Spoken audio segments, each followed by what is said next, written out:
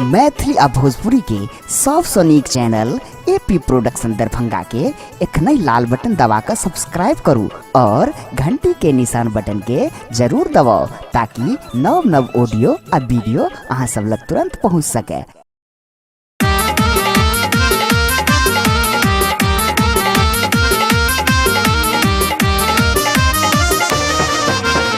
एखन अपने सब सुन रहल छी एपी प्रोडक्शन के प्रस्तुति।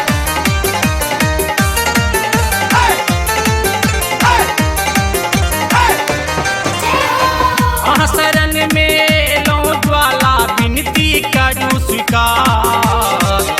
शरण में लो ज्वाला विनती करू स्वीकार।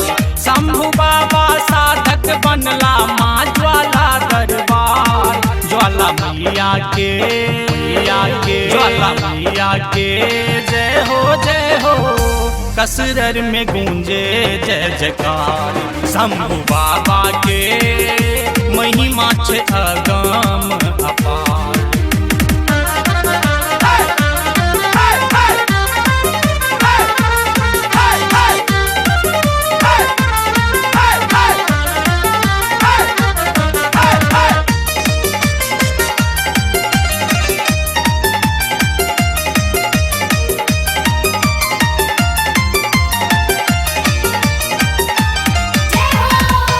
हरी जग घूमी मैया एलो दरबार माँ।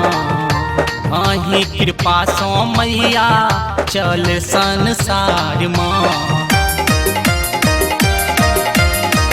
आस अही पर मैया करुण निराश माँ। घर करवारी मैया लगाबू ने पार माँ। नैया डूबी रहले अच्छी मैया खेब लगाबू पार। ज्वाला मैया के ज्वाला मैया के जय हो कसरर में होई छे जय जयकार। शंभु बाबा के महिमा छे अगम अपार।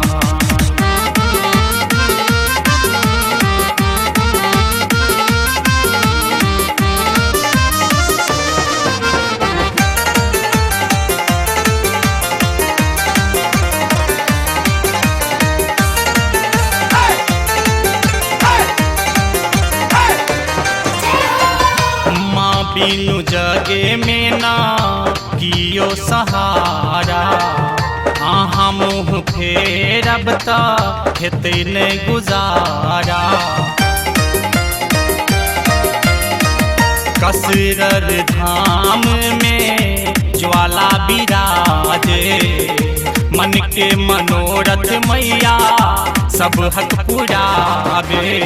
राजीव रंजन ठार शरण में खोलियो नयन के द्वार। ज्वाला मैया के शंभु बाबा के जय हो कसरर में गूंजे जय जयकार। ज्वाला मैया के कसरर में गूंजे जय जयकार।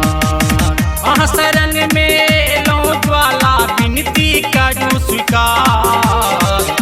शरण में लो ज्वाला विनती करू स्वीकार। शंभु बाबा साधक बनला माँ ज्वाला दरबार। ज्वाला मैया के ज्वाला मैया के जय हो कसरर में गूंजे जय जयकार।